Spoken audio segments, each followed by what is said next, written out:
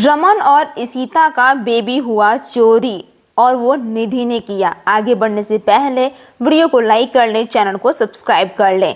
जब इशिता अपने घर वापस आती है तो सभी घर वाले काफ़ी ज़्यादा खुश नजर आते हैं। तभी सभी परेशान हैं कि आखिर बेबी को हुआ क्या है। सारिका भी वहीं पे खड़ा होकर यह सारे ड्रामे देख रही होती है। तभी बहुत ज़्यादा रो रही होती है इशिता। तब उसकी आई कहती है, क्या बात है, तुम इतनी परेशान क्यों नजर आ रही हो।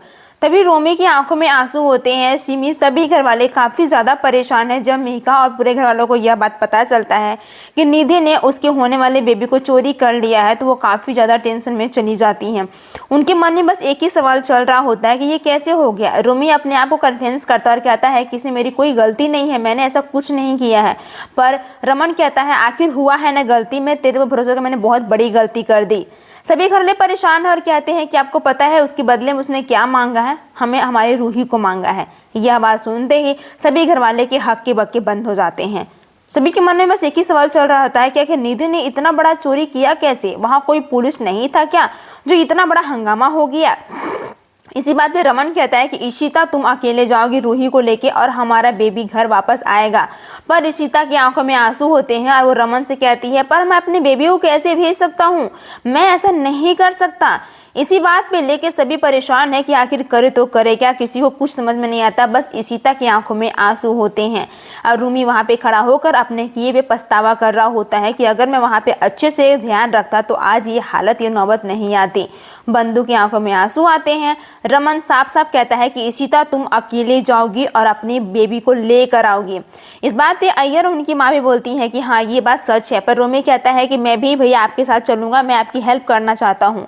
पर इशिता रमन दोनों मना करते और कहता है रमन कि मैं तुझ पे अब कोई यकीन नहीं कर सकता। तुमने जो किया है जो आज तक किसी ने नहीं किया था, तुम्हें अंदाजा भी है कि तुमने कितनी बड़ी गलती कर दी है। इस बात पे इशिता की आंखों में आंसू रो रही होती है। जब रूही अपने कमरे में बैठकर अपनी बात को याद करके रोती है तो सारिका आती और कहती है, तुम्हें पता है तुम्हें तुम्हारी इशी माँ उस निधि के पास भेजने वाली हैं क्योंकि तुम उससे उसे प्यार बिल्कुल नहीं करती, क्योंकि उनका खुद का बेबी आ गया है ना। सोचो कैसा फील होगा। जब रूमी तड़प रहा होता है इशिता के सामने तो इशिता कहती है कि रूमी तुम मेरा एक काम करोगे, मैं अकेले उसको घर नहीं ला सकती क्योंकि निधि बहुत चालाक है और मैं कोई मिसअंडरस्टैंडिंग नहीं चाहती हूँ। पर रूमी मान जाता है और कहता है कि प्लीज़ भाभी आप एक बार वादा तो करो। तो इशिता कहती है कि तुम वहाँ पे उसे लेकर आओगे एसीपी को, शायद हो सकता है कि वो हमारी बचा ले और हमारे दोनों में भी हमारे पास हो जाए।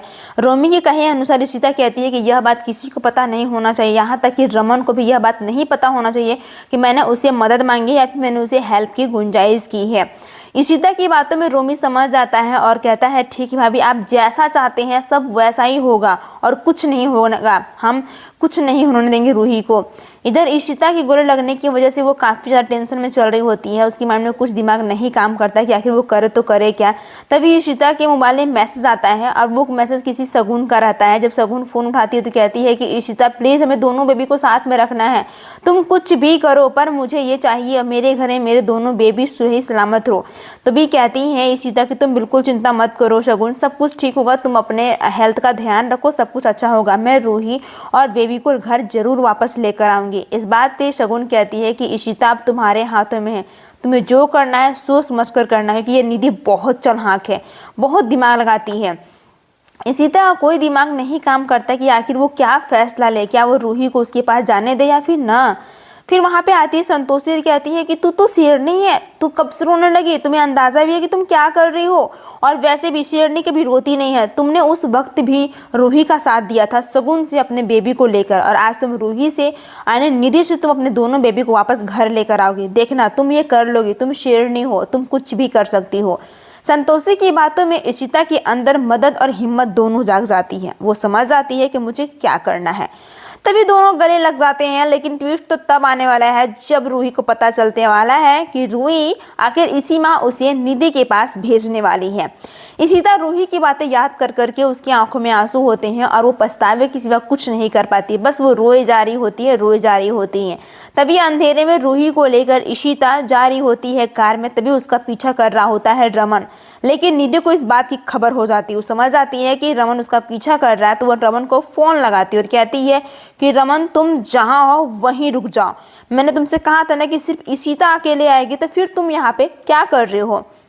इस बात पे रमन कहता है कि तुम्हें कैसे पता। तो निधि कहती है मुझे सब पता है कि तुम क्या कर रहे हो क्या नहीं कर रहे हो, वाकई मुझे मना करो। फिर यहाँ पे निधि की चाल जो होती है कामयाब होने वाली होती है। रमन समझ जाता है और कहता है कि मैं अब इशिता की कैसे मदद करूँगा। उसे कुछ भी पता नहीं चल पाता है कि आखिर इशिता अकेले क्या कर पाएगी। तभी इसी बीच दोनों वहाँ पे खड़ा होते हैं, रोमी से बात होती है और कहता है रोमी से कि लगता है कि रमन की गाड़ी पीछे है। निधि को पता चल गया है कि रमन उसके पीछे पीछे जा रहा है। तभी इशिता रूही को लेकर आगे बढ़ रही होती है।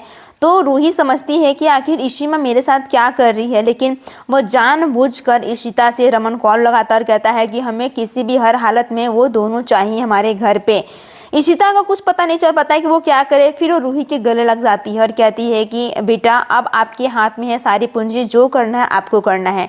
निधि जैसे ही अपने तीसरे बेबी को लेके उस गाड़ी से बाहर निकलती है तो देखकर इशिता के खून खौल जाते हैं, पर वो कुछ नहीं कर पाती क्योंकि उसके हाथ में उसका बेबी रहता है और रूही की आंखों में आंसू होते हैं और वो बस उससे देखे जा रही होती है कि कब मेरी रूही और मेरे दोनों बेबी मेरे पास हो जाए। ट्विस्ट तब आने वाला है जब निधि इस ट्विस्ट में भंगा करने वाली है। वहीं आगे आने एपिसोड में रमन इशिता को सुनाया जा रहा होता है और कहता है कि तुम एक अच्छी माँ हो ही नहीं सकती। आखिर उसने ऐसा क्यों कहा। फुल एपिसोड देखने के लिए जियो प्लस हॉटस्टार या फिर स्टार प्लस पे अवेलेबल है, वहां पे देख सकते हैं। धन्यवाद।